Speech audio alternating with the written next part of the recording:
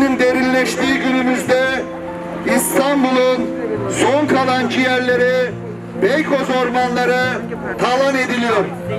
Kirazlı'daki 2.465.000 metrekarelik ormanlarda villa yapılması için ağaçlarımız kesilmeye, betonlar atılmaya başlandı bile.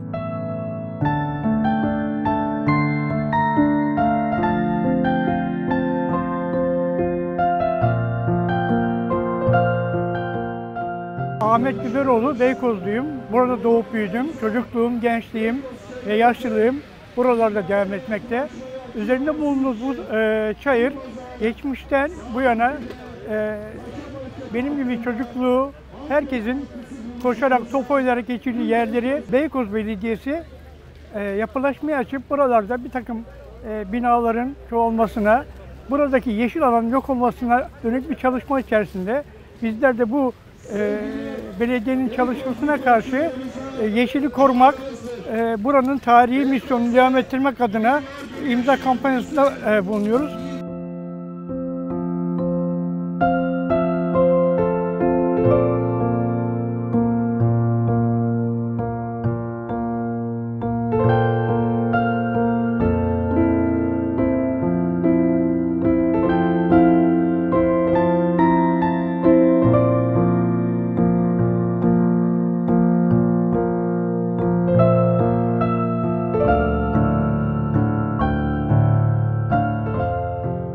Doğma büyüme Beykozluyum ama şu anda eşimin görevinden dolayı Gölcük'te yaşıyorum ben. Millet bahçesi olarak yapılacağını duyumlarını aldım ben. Benim ailem 1960'lı yıllardan beri buranın yerlisi. Ben de doğma büyüme Beykozluyum. Asla tasvip etmiyorum böyle bir şeyin yapılmasını. İstemiyorum yani. Ben sanki çocukluğum ölecek gibi geliyor bana.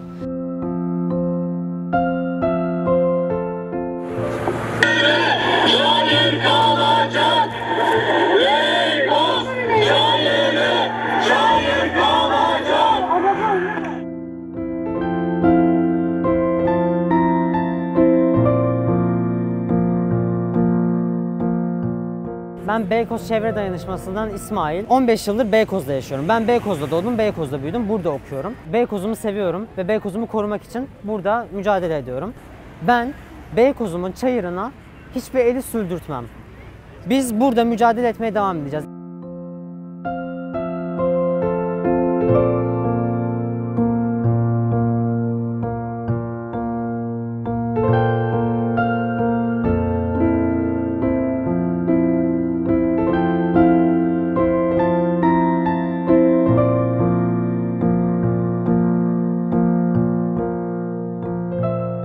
Bir Beykoz'da bir Sarıyer'de varmış, bu özel orman denilen alanlar var maalesef. Beykoz'da şu ana kadar imara açılmamış, yani şu ana kadar bir projelendirilmemiş özel ormanlar da var.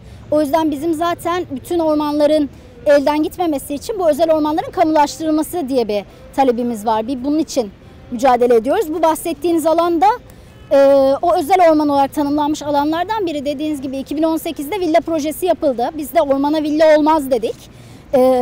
Halktan yine yani itiraz dilekçeleri toplandı, bakanlıklara verildi. Bunun üzerine Mimarlar Odası dava açtı. Mahkemede bizim lehimize karar verdi, yürütmeyi durdurma kararı verdi. Aradan zaman geçti. Pandemi sırasında artık pandemiyi fırsat bilip mi dersiniz? Bu yine zaten biz duyumlarını almıştık. Yani projeyi değiştirip yeniden ilerlemeye çalışacaklarını zaten tahmin ediyorduk. Ve böyle oldu. Projede değişiklikler yapıp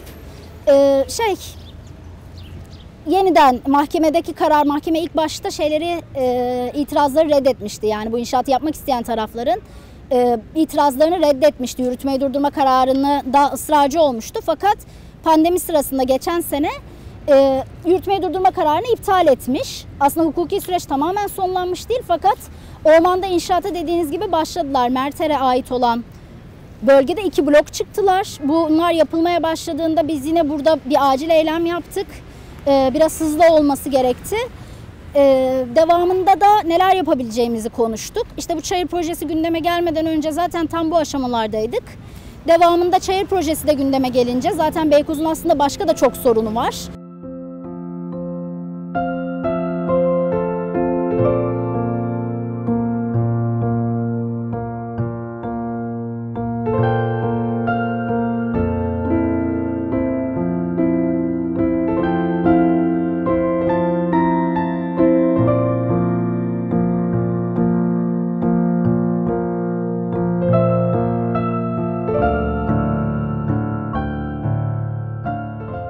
karşıda görülen beyaz cepheli binalar Nun okulları. Nun okullarını çevreleyen orman 550 dönüm yaklaşık. İBB şirketi Kiptaş'a ait. Nun okullarının önünden Alman Üniversitesi'ni Elmalı köyüne bağlayan yol geçiyor. Yolun bu tarafı ise 1850 dönüm Merter ailesine ait özel orman. Özel ormanlarda %6 inşaat izni var. 2018'de her iki ormanda da toplam 553 villa yapılması planlanmıştı. Açılan davada yürütmeyi durdurma kararı çıktı. Geçen sürede araya pandemi de girdi. Yürütmeyi durdurma kararı kaldırılmış. Villa projesinden de vazgeçilmiş. Şu anda 4'er daireli, 2'şer katlı bloklar planlanmış Merterler tarafında. Yaklaşık 153 adet ve yine 111 dönümlük bir alanda ise alışveriş merkezi, cami ve benzerinden oluşan bir çarşı yapılması planlanmış.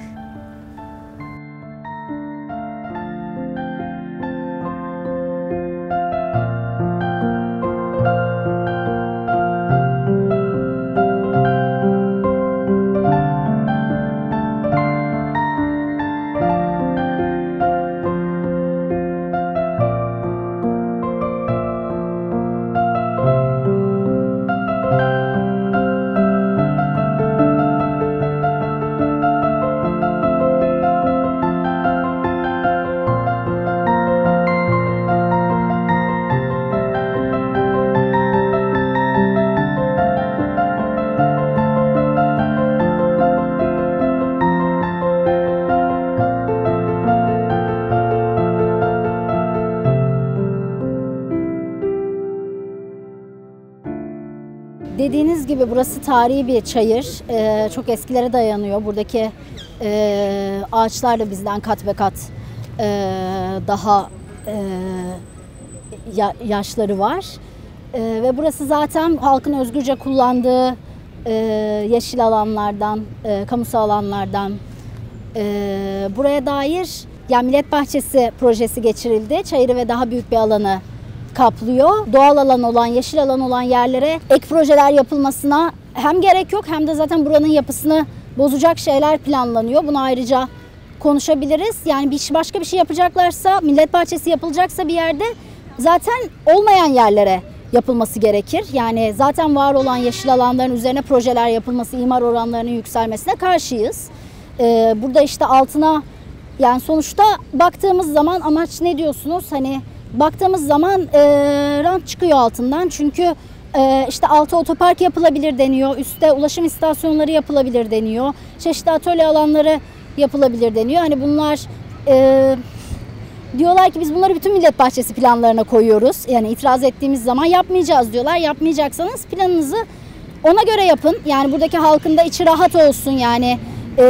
Biz sürekli her yerin imarı açılıp daha sonra ne zaman başına bir şey geleceğini bekleyerek yaşamayı kabul etmiyoruz. Zaten Beykoz'un çok fazla doğası birçok yeri yağmalanmış ama hala da çok fazla ormanlık alanı, çok fazla yeşil alanı olan bir bölge. İstanbul'da bu anlamda nadir kalan ilçelerden biri ve artık yani şehir tüketildiği için sıranın buralara geldiğini düşünüyoruz. 3. köprünün de yapılmasıyla 2 köprünün arasında kaldı bu bölge ve ses çıkarmazsak daha sonra Beykoz'da orman kalmayacağını, yeşil alan bulamayacağımızı düşünüyoruz. Aynı zamanda bir de yani burada daha eski senelere dayanan buranın mahallelerine dair de dönüşüm projeleri var. Yani bunlar birbiriyle el ele gidiyor aslında.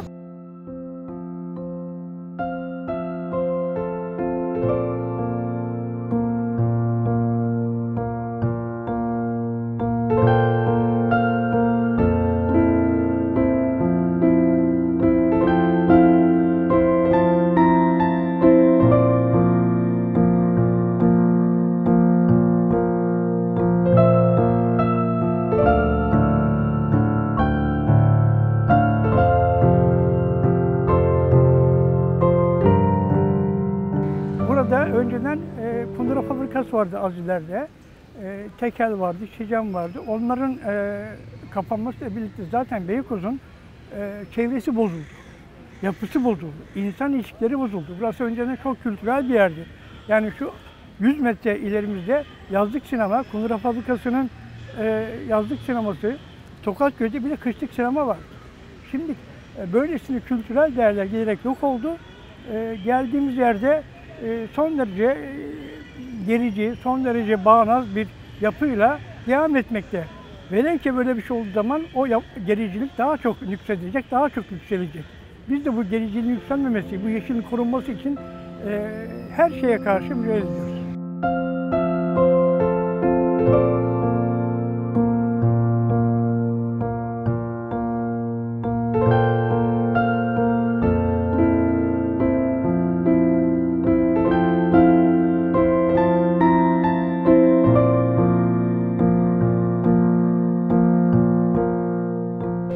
Çayır'daki proje daha aslında şey aşamalarında, yani daha buranın askıya çıkmış kesim planları yapılmamış durumda. Komisyonda görüşüldü.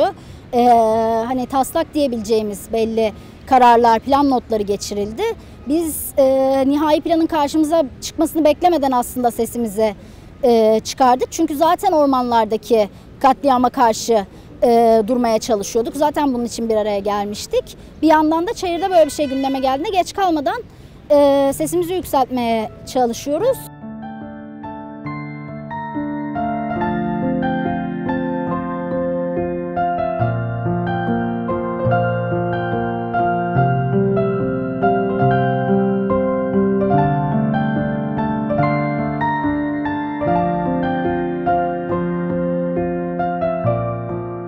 Şu anda bulunduğumuz yerde daha önceden mısır kazanları kaynar.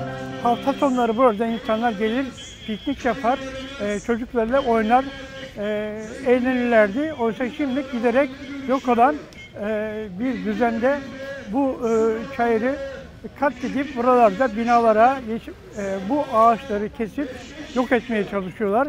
Tıpkı Nun okullarının ormanların içerisinde işgal edilip orada binalar yapılması gibi etrafında da bir takım villa inşaatlarına devam etmekteler.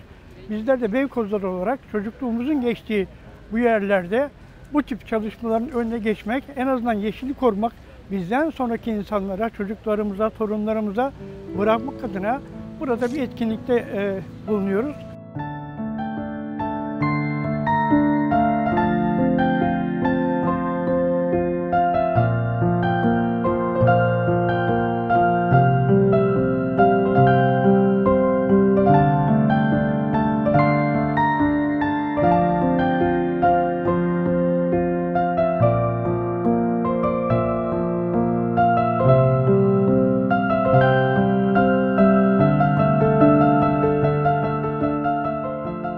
Ağaçların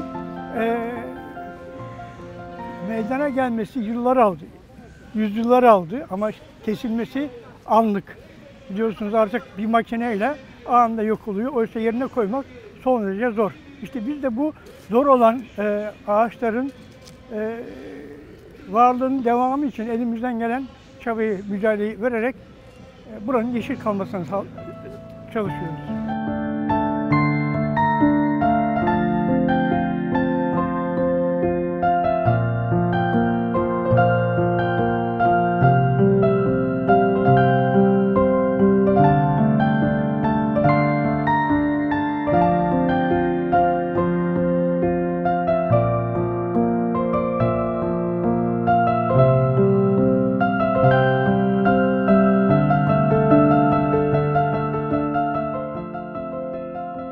İklim krizinin ana nedeninin atmosfere salınan karbondioksit gazı olduğu biliniyor. Ormanlar ise atmosferdeki karbondioksit gazını emip yerine oksijen veren yapılar. Evet, yani iklim krizi ve buna bağlı felaketlerin yaşandığı ülkemizde bugün ormanı yok etmenin akılla bağdaşır bir yanını ben göremiyorum.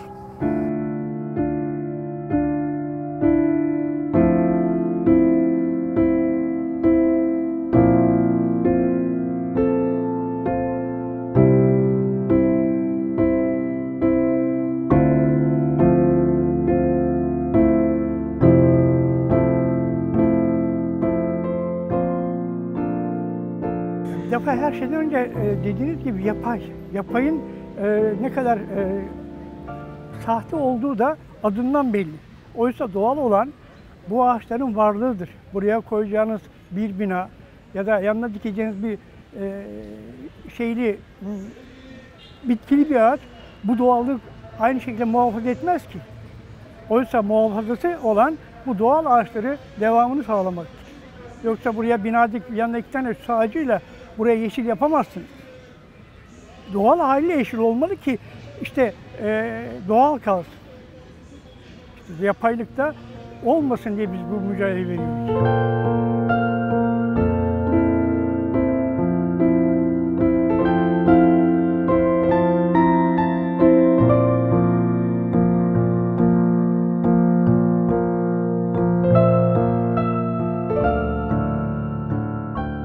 Ekosistem yok oluyor tabii. Bizim ülkemiz bildiğim kadarıyla biyoçeşitlilik itibariyle de özgün bir ülke. Yani biyoçeşitliliğimiz yüksek. Ormanda yapılaşmaya gitmek oradaki var olan ekosistemin yok olması demek. Bu da işin elbette önemli, pek konuşulmayan önemli bir boyutu.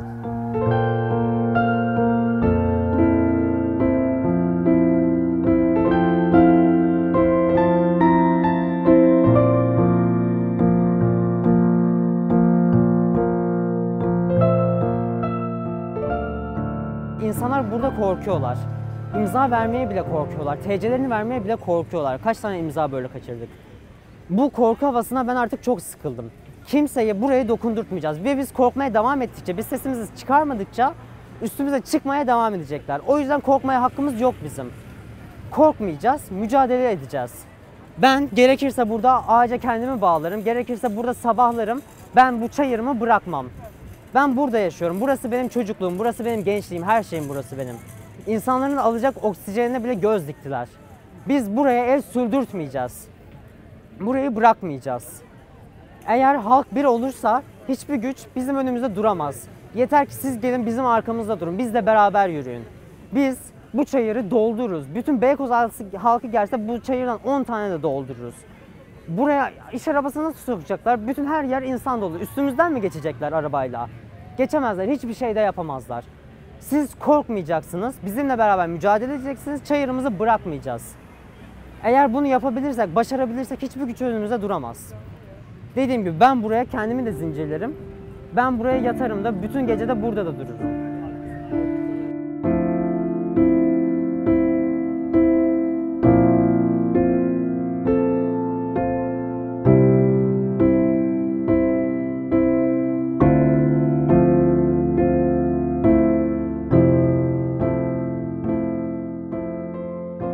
Beykozların tepkisi genelde yani karşılaştığımız insanların çoğunun tepkisi çok olumlu. Yani hepsi aynı fikirdeler bizimle. Bazıları hani biz ne yapabiliriz ki çekincesi var. Yani hani biz ne dersek diyelim yapmayacaklar mı? Nasıl engel olabiliriz kaygısı var. Bazılarında da hani bazen şöyle şeylerle karşılaşıyoruz. Siz kim, hani bunu kim organize ediyor, kim yapıyor, geç kalmadınız mı diyen oluyor. İşte hepimiz birlikte yapacağız. Hepimiz birlikte karşı gelirsek durdurabiliriz biz de. Biz de yani bu noktadan itibaren ya da işte geçmiş senelerde de mücadele ettik. Durdurabileceğimiz kadarını durdurmaya çalışıyoruz. Bu şekilde söylüyoruz. Genelde çok olumlu. Sizin yanınızdayız diyenler çok oluyor. Evet hani takdir edenler çok oluyor. Biz de mücadeleye daha fazla aktif katılmaya çağırıyoruz. Yani hep birlikte yaparsak sonuç alabiliriz diyoruz bu şekilde.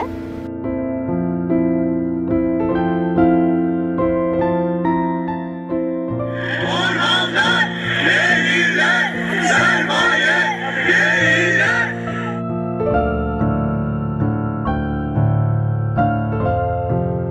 tarihi yer. İstanbul'da tek bir kalmış yer. Yeşillik olarak İstanbul'un hangi bir yerinde böyle bir güzel bir yer var? Yani bunun bozulmasına ben sanıyorum yani bütün Beykoz halkının da bunu karşı çıkacağını zannediyorum. Ben de tasvip etmiyorum yani. Yani millet bahçesi olmakla ne olacak yani onu merak ediyorum. Zaten şu anda insanlar zaten çayırdan yararlanıyorlar, pikniklerini yapıyorlar. Ayrıca ormanlardan yararlanıyorlar. Yani bunu istemiyorum ben. Yani diyorum ya son nokta Beykoz'da kaldı insanların gözleri. Yani benim ailemin oturduğu yerde tam boğaz manzaralı yerlerimiz. Yani oralara da göz dikileceklerini zannediyorum ben. Hani öyle bizim mahallemizden de öyle duyum alıyoruz. Ama amaçlarını bilemiyorum. Yani gerçekten amaçlarını bilemiyorum.